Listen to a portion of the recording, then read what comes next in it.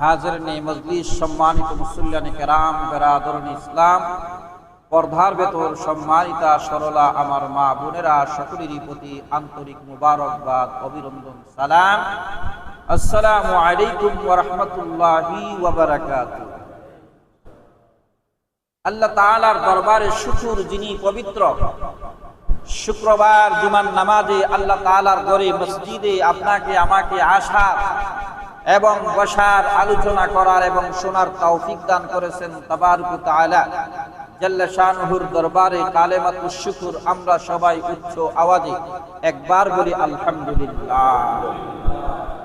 এর সাথে সাথে অসংখ্য অগণিত দুরূদ ও সালাম সরকারে কায়নাত রাসূল আকরাম সাল্লাল্লাহু তাআলা আলাইহি ওয়া আলিহি ওয়াসাল্লাম রওজা মুবারকে সোনার মদিনায় আল্লাহ তাআলা যেন আমাদের সকলের নাম ধরে ধরে আমাদের দুরূদ ও সালাম কবুল করেন, সকলেই বলি আমিন।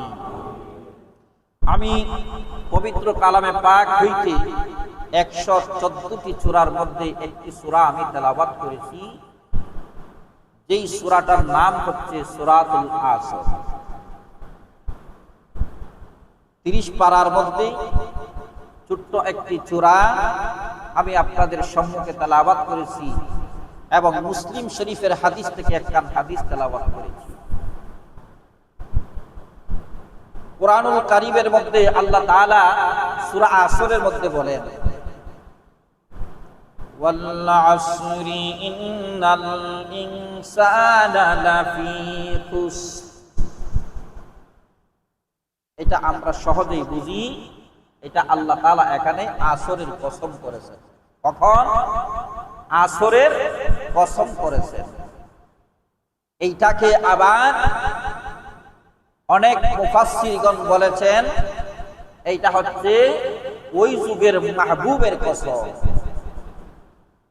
ওইটাকে আবার কোন মুফাসসিরগণ বলেছেন এইটা হচ্ছে সময়ের কসম। জোরে কন্যা সুবহানাল্লাহ।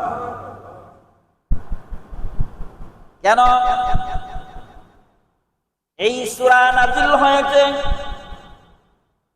আমার প্রিয় নবী হুজুরে আকরাম সাল্লাল্লাহু তাআলা আলাইহি ওয়া আলিহি ওয়াসাল্লামের উপরে কুরআনুল কারীম আল্লাহ তাআলা আমার প্রিয় হাবিব, আমার প্রিয় নবী মুহাম্মদুর রাসূলুল্লাহ সাল্লাল্লাহু আলাইহি ওয়াসাল্লামের উপরে নাযিল করেছেন উম্মতের নাজাতের জন্য, উম্মতের পথ প্রদর্শক হিসাবে। জোরে কন্যা সুবহানাল্লাহ।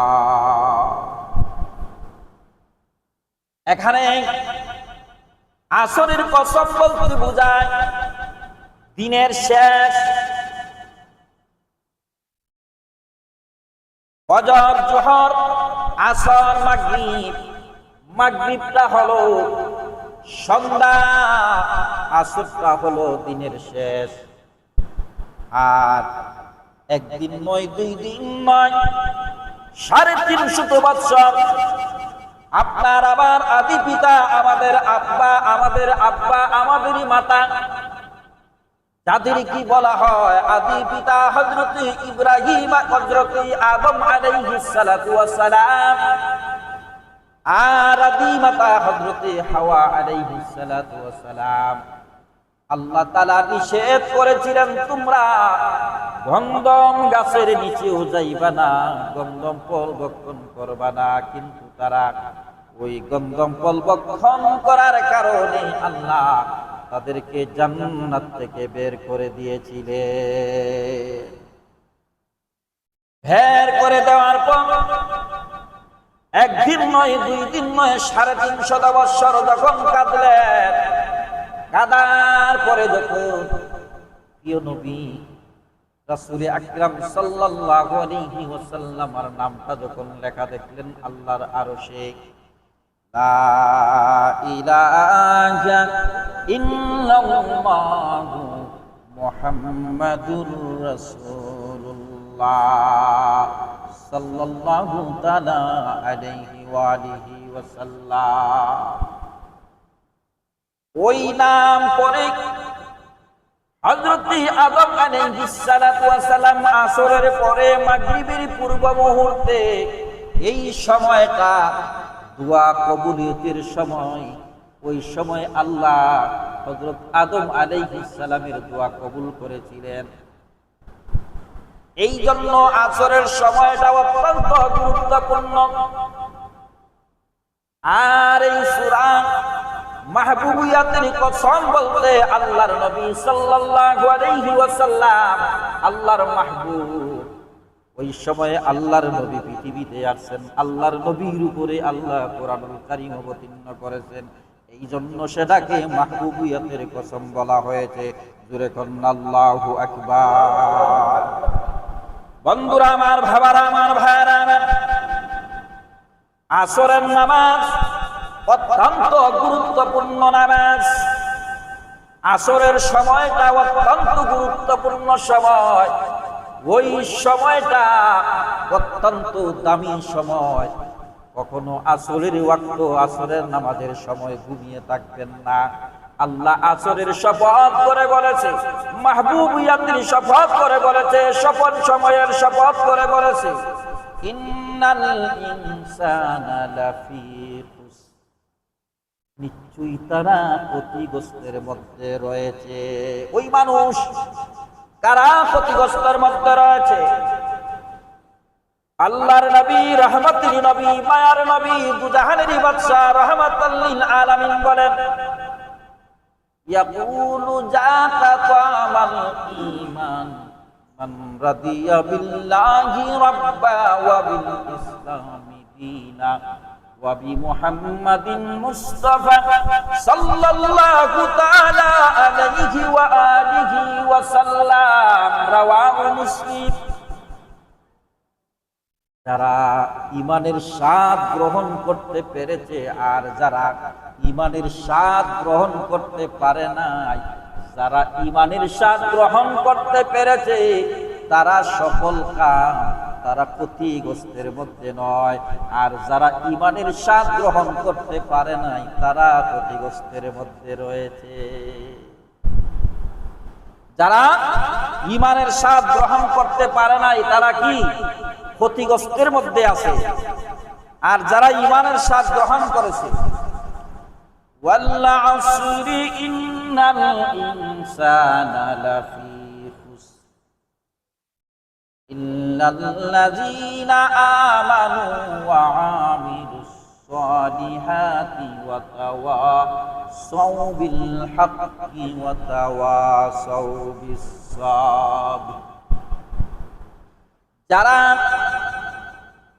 ঈমানের স্বাদ গ্রহণ করার পরে, ইল্লাল্লাযীনা আমানু, ঈমান আনার পর, ইল্লাল্লাযীনা আমানু ওয়া আমিলুস সালিহাত, নেক আমল করতে পারছে, নেক আমল করতে পারছে। আমরা ঈমানদার দাবি করি যোহরের নামাজের সময় আমরা কাজে কর্মে, আমরা ঈমানদার দাবি করি আসরের নামাজ ঘুমের মধ্যে, আমরা ঈমানদার দাবি করি মাগরিবের নামাজের মধ্যে, গল্প গুজারির মধ্যে, আমরা ঈমানদার দাবি করি আশার নামাজের মধ্যে, টিভির পর্দার মধ্যে, কিন্তু আমরা নিজেকে বলি ঈমানদার। ঠিক কিনা বলেন? জোরে বলেন ঠিক কিনা? আসর চলে গেল, মাগরিব চলে গেল, এশা চলে গেল, আল্লাহর ইবাদতের দিকে আমাদের কোনো মন নাই, আল্লাহর ইবাদতের দিকে আমাদের কোনো খেয়াল নাই। কিন্তু আমরা নিজেকে ঈমানদার মনে করি, আমি তো ঈমানদার, আমি তো বড় ঈমানদার। তুমি কেমন ঈমানদার? আল্লাহ তো বলতেছে তুমি ক্ষতিগ্রস্তের মধ্যে আছো।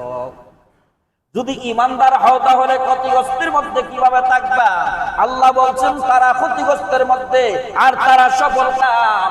ইল্লাল্লাযীনা আমানু ওয়া আমিলুস সালিহাতি ওয়া তাওয়াসাউ বিল হাক্কি ওয়া তাওয়াসাউ বিস সাবর। যখন ঈমান আনার পর সে নেক আমল করলো আর আল্লাহ কি আল্লাহ হিসাবে, মুনিব হিসাবে কবুল করলো, মেনে নিল যে পৃথিবীর মধ্যে আমি আর কাউকে ভয় পাই না, একমাত্র একজনকে ভয় পাই, তিনি হলেন কে? একটু আওয়াজ দিয়ে বলেন, তিনি কে? ওই আল্লাহ কি আল্লাহ হিসাবে মেনে নেওয়া, আল্লাহ কি আল্লাহ হিসাবে মেনে নেওয়া। মান রাদিয়া বিল্লাহি রাব্বা ওয়া বিল ইসলামি দীনা, এবং দ্বীনকে ইসলামকে সত্য ধর্ম বলে মেনে নেওয়া, ওয়া বিল ইসলামি দীনা ওয়া বি মুহাম্মাদিন মুস্তাফা সাল্লাল্লাহু তাআলা আলাইহি ওয়া আলিহি ওয়া সাল্লাম নবিয়্যা ওয়া রাসূলা, রাসূলকে রাসূল হিসাবে, নবীকে নবী হিসাবে মেনে নিতে পারলে আপনি হলেন সফলকাম। আপনার ইহকালের জিন্দেগি, আপনার পুরো জিন্দেগি শান্তির হয়ে যাবে। কিন্তু একজন আপনাকে ভয় দেখালো, তুমি যদি নবীকে নবী হিসাবে মানো, আল্লাহকে আল্লাহ হিসাবে মানো, ইসলামকে ইসলাম হিসাবে মানো, তোমাকে হত্যা করা হবে, কতল করা হবে।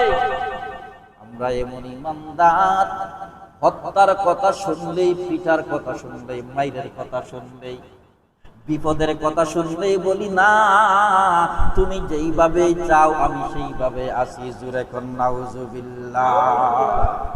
সত্যকে মিথ্যা বলা, মিথ্যাকে সত্য বলা, এটা ইমানদারের পরিচয় না। ইমানদার মৃত্যুর আগ পর্যন্ত জীবিত অবস্থায় যখন জন্ম নিবে তখনই সত্য বলবে। যতই বিপদ আসুক না কেন, যতই কঠিন আপদ আসুক না কেন, যতই মুসিবত আসুক না কেন, সে কখনো মিথ্যা কথা বলবে না।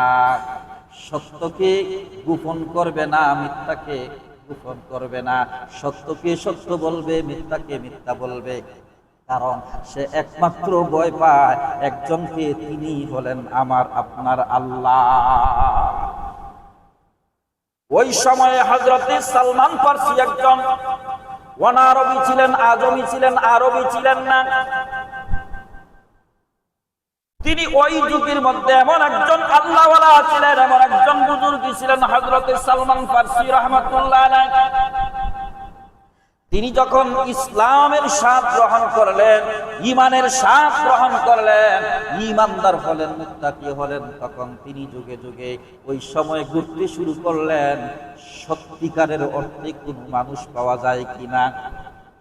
ভালো মানুষের খোঁজ খবর নিলেন, ভালো মানুষ কোথায় পাওয়া যাবে খুঁজতে খুঁজতে খুঁজতে কত পাদ্রীর কাছে গেলেন, কত মৌলবীর কাছে গেলেন, কত মুফতির কাছে গেলেন, কত মুহাদ্দিসের কাছে গেলেন, কত বড় বড় আলেমের কাছে গেলেন, কত ধর্ম যাজকের কাছে গেলেন। কারো কাছে তিনি শান্তি পান নাই, কাউকে হক মনে করতে পারেন নাই। শেষ মুহূর্তে যখন তিনি খবর পাইলেন নবী কামলিওয়ালা পৃথিবীর মধ্যে আগমন করেছে, রাহমাতুল লিল আলামিন পৃথিবীর মধ্যে আসছে, দৌড়াইয়া তিনি মদিনায় চলে গেলেন, আমার নবীর দরবারে হাজির হয়ে গেলেন। জোরে বলেন আল্লাহু আকবার। আমার নবীর দরবারে হাজির হয়ে যখন গেলেন, আমার নবীর সান্নিধ্যে যখন আসলেন, হযরত সালমান ফারসি রাহমাতুল্লাহ আলাইহি বলেন, পৃথিবীর মানুষ তোমরা জেনে রাখো আমি কত জায়গায় গেলাম, কত মুফতির কাছে গেলাম, কত ধর্মযাজকের কাছে গেলাম, কত বড় বড় আলিমের কাছে গেলাম, পাদ্রীর কাছে গেলাম, কাউকে আমি সত্য মনে করতে পারি নাই। একমাত্র যিনি হকের মধ্যে আছেন, একমাত্র যিনি সত্যের মধ্যে আছেন, তিনি হলেন মদিনার নবী কামলিওয়ালা। জোরে কন্যা সুবহানাল্লাহ। তিনি সব কিছু আল্লাহর ওয়াস্তে আমার প্রিয় নবী হুজুর আকরাম সাল্লাল্লাহু আলাইহি ওয়াসাল্লামের কাছে সঁপে দিলেন আর বললেন, ইয়া রাসূলুল্লাহ, ইয়া হাবিবাল্লাহ, যতদিন পৃথিবীর মধ্যে থাকবো, যতদিন পৃথিবীর মধ্যে বাঁচবো, ততদিন আপনি নবীর সান্নিধ্যে থাকবো। জোরে কন্যা সুবহানাল্লাহ। এই সূরা আসরের মধ্যে এটাই বোঝানো হয়েছে, সৎ লোকের কাছে বসতে হবে, সৎ লোকের সঙ্গী হতে হবে। ঈমান আনার পরে আপনি খারাপ লোকের সাথী হতে পারবেন না, খারাপ লোকের সঙ্গ দিতে পারবেন না। ভালো লোকের সঙ্গে থাকবেন, ভালো লোকের কাছে থাকবেন। আর আল্লাহকে আল্লাহ হিসাবে মানবেন, নবীকে নবী হিসাবে মানবেন, ইসলামকে ইসলাম হিসাবে মানবেন। সত্য ধর্ম, সত্য ইসলাম যখন মেনে নিবেন, তখনই আপনি পরিপূর্ণ ঈমানদার হয়ে আপনি জান্নাতে দাখিল হবে। এই জন্য কঠিন মুসিবত, কঠিন বিপদ, কঠিন আযাব আসবে, কাউকে আমরা ওই সময় নেতা হিসাবে মানব না, ওই সময় আপন হিসাবে মানব না, একমাত্র আল্লাহকে আল্লাহ হিসাবে মানব, নবীকে নবী হিসাবে মানব, ইসলামকে সত্য ইসলাম হিসাবে মানব। এবং যিনি হকের মধ্যে আছেন, যিনি হকের মধ্যে আছেন, তার পাল্লা যতই হালকা হোক না কেন ওই পাল্লার কাছে আমরা যাব, হক ব্যক্তির কাছে যাব। যত বেশি লোক হোক না কেন বেহকের প্রতি আমরা থাকবো না, বাতিলের সাথে আমরা থাকবো না। হকের পক্ষে আমরা জীবন দিব, হকের পক্ষে আমরা লড়বো, হকের পক্ষে জীবন দিয়া আসনের জন্য নয়, চেয়ারের জন্য নয়, আমরা একমাত্র আল্লাহ এবং আল্লাহ রাসূলকে খুশি করার জন্য কাজ করব। ঠিক কিনা বলে? কিন্তু চেয়ারের জন্য ইমামকে বিসর্জন দেওয়া যাবে না। এমপি হওয়ার জন্য, মন্ত্রী হওয়ার জন্য, চেয়ারম্যান হওয়ার জন্য, মেম্বার হওয়ার জন্য নিজের ইমামকে বিসর্জন দেওয়া যাবে না, নিজের ইমানকে নষ্ট করা যাবে না। একমাত্র আল্লাহকে স্বীকার করবেন, নবীকে নবী হিসাবে মানবেন এবং সত্য ধর্মের মধ্যে থাকবেন। আল্লাহ আপনাকে আমাকে সাহায্য করবে, আল্লাহ আপনাকে আমাকে সাহায্য করবে। কেমন সাহায্য? ইসলামের প্রথম শহীদ মহিলা যিনি হযরত সুমাইয়া রাদিয়াল্লাহু তাআলা আনহা। আল্লাহু আকবার বলে, উচ্চ আওয়াজে বলি আল্লাহু আকবার। ইসলামের প্রথম শহীদ মহিলার নাম হচ্ছে হযরত সুমাইয়া রাদিয়াল্লাহু তাআলা আনহা। হযরত সুমাইয়া রাদিয়াল্লাহু তাআলা আনহা, তিনার সামনে তিনার স্বামীকে হত্যা করা হয়েছে, কতল করা হয়েছে। সামনে যখন আপনার সন্তানকে হত্যা করা হবে, আপনার স্ত্রীকে হত্যা করা হবে, কষ্ট লাগবে কি লাগবে না? হযরত সুমাইয়া রাদিয়াল্লাহু তাআলা আনহার সামনে তিনার স্বামীকে হত্যা করা হয়েছে, তিনার সন্তানকে আগুনের কুণ্ডতে চিৎ করে শোয়া দেওয়া হয়েছে, আগুনের কুণ্ডতে চিৎ করে শোয়া দেওয়া হয়েছে, এমনি ভাবে অত্যাচার করা হয়েছে। হযরত সুমাইয়া রাদিয়াল্লাহু তাআলা আনহাকে দ্বীনের জন্য, ইসলামের জন্য, হকের জন্য তাকে ধূলিসাৎ করে, তাকে এমনি ভাবে তাকে প্রহার করে করে কষ্ট দিয়ে তাকে দুনিয়া থেকে উঠিয়ে দেওয়া হয়েছে, শহীদ করা হয়েছে। তিনি কখনো মাথা নত করেন নাই বাতিলের কাছে। তিনি একজন সাধারণ মহিলা ছিলেন, তিনি কখনো বাতিলের কাছে মাথা নত করেন নাই, কখনো হকের বিপক্ষে যান নাই, হকের পক্ষে ছিলেন, সত্য ইসলামের মধ্যে ছিলেন। আমার প্রিয় নবীকে ভালোবাসছিলেন, আল্লাহকে ভালোবাসছিলেন, আল্লাহর মহাব্বত, প্রিয় নবীর মহাব্বত, ইসলামের মহাব্বত তার অন্তরে ছিল, সেজন্য তিনি জীবন দিয়েছিলেন। এই জন্য তিনি সফল কাম হয়েছেন। যুগে যুগে পৃথিবী যতদিন থাকবে ততদিন সুমাইয়া রাদিয়াল্লাহু তাআলা আনহার নাম থাকবে। পৃথিবীর প্রতিটা মসজিদ মাদ্রাসায়, প্রতিটা মাহফিলে হযরত সুমাইয়া রাদিয়াল্লাহু তাআলা আনহার জয়গান হবে। কারণ তিনি আমার আল্লাহর পক্ষে ছিলেন, আমার নবীর পক্ষে ছিলেন, আউলিয়া কেরামের পক্ষে ছিলেন, সত্য ইসলামের মধ্যে ছিলেন। এই জন্য জোরে কন্না আল্লাহু আকবার। আল্লাহুম্মা সাল্লি সাইয়্যিদিনা মাওলানা মুহাম্মদ وعلى آل سيدنا محمد اللهم صل على مولانا محمد وعلى آل مولانا بلغ العلا بكماله كشف الدجى بجماله حسنت جميع خصاله صلوا عليه بلغ العلا بكماله كشف الدجى بجماله حسنت جميع خصاله صلوا عليه। সফর মাস শেষের পথে আজকে শেষ জুমা, আগামী জুমা থেকে পবিত্র 12 রবিউল আউয়াল মাসের আগমন হবে।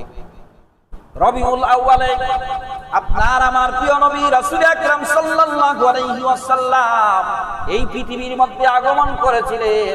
এই জন্য এই মাসের দাম বেড়ে গেছে, রবিউল আউয়াল মাসের দাম বেড়ে গেছে। আমরা এই মাসের মধ্যে বেশি বেশি করে আল্লাহর নবীর দুরুদের মধ্যে মশগুল থাকব এবং নবীর ইশক মহব্বত নিয়ে আমরা আলোচনা করব, নবীর জীবনীগুলো আলোচনা করব এবং নবীর জীবনীগুলো শুনব। আল্লাহ তাআলা যেন আমাদের সকলকে কবুল করেন, সকলেই বলি আমিন। এইটাকে ঈদে মিলাদুন নবীর মাস বলা হয়। পবিত্র রবিউল আউয়াল মাস ঈদ মিলাদুন নবীর মাস। ঈদ মানে খুশি, এইটা খুশির মাস না? সামনে কি আসতেছে? খুশির মাস আসতেছে, আনন্দের মাস আসতেছে। কারণ এই মাসের মধ্যে আপনার আমার প্রিয় নবী হুজুরে আকরাম সাল্লাল্লাহু আলাইহি ওয়াসাল্লাম আগমন করেছেন। তামাম পৃথিবীর সৃষ্টি জগৎ সবাই আনন্দ উৎফুল্ল হয়েছে, সবাই আনন্দিত হয়েছে। আমরা সকলেই আনন্দিত হব, ঠিক কিনা বলে? আমরা সেই দিন খুশি। এই মাস নয়, প্রতিদিন প্রতিদিন প্রতি রাত্র প্রতিটা সময় আমরা আনন্দ উৎসব করব। কিন্তু এই মাসের মধ্যে আমার নবী আগমন করার কারণে আমরা এই মাসটাকে বেশি ভালোবাসি। এই জন্য আমার নবীর খাতিরে, জোরে কন্যা ঠিক কিনা, নবীর খাতিরে, নবীর আগমনের খাতিরে এই মাসের দাম বেড়ে গেছে, জোরে কন্যা সুবহানাল্লাহ। এই মাসে সিয়াম সাধনা করবেন, নফল ইবাদত করবেন, দুরূদ শরীফ পড়বেন আর নবীর জন্য খুশি উদযাপন করবেন। আল্লাহ তাআলা যেন আমাদেরকে কবুল করেন, সকলে বলি আমিন। আস্তাগফিরুল্লাহ রাব্বি মিন কুল্লি যামবিল আযীম। আস্তাগফিরুল্লাহ রাব্বি মিন কুল্লি যামবিন ওয়া তুবু ইলাইহি। লা হাওলা ওয়ালা কুওয়াতা ইল্লা বিল্লাহিল আলিয়্যিল আযীম।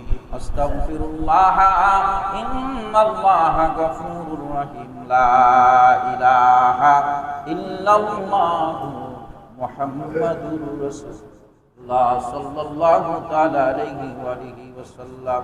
আল্লাহুম্মা আমিন। রব্বানা যালামনা আনফুসানা ওয়া ইন লাম তাগফির লানা ওয়া তারহামনা লানাকুনান্না মিনাল খাসিরিন। ربنا فاغفر لنا ذنوبنا وكفر عنا سيئاتنا وتوفنا مع الأبرار. রব্বুল আলামিন যা কিছু আলোচনা করেছি এবং শুনেছি আমল করার তৌফিক দান করে দাও। আমাদের সকলকে দিনদার পরহেজগার মুত্তাকি আমলে সলিহান বানায়া দাও। আল্লাহ, তোমার জন্য, তোমার নবীর জন্য, দ্বীনের জন্য তুমি আমাদেরকে কবুল করে নাও। হকের উপরে তুমি আমাদেরকে কবুল করে নাও। হক হতে থাকার তৌফিক দান করে দাও। রব্বানা তাকাব্বাল মিন্না বিহাক্কি লা ইলাহা ইল্লাল্লাহু মুহাম্মাদুর রাসূলুল্লাহ।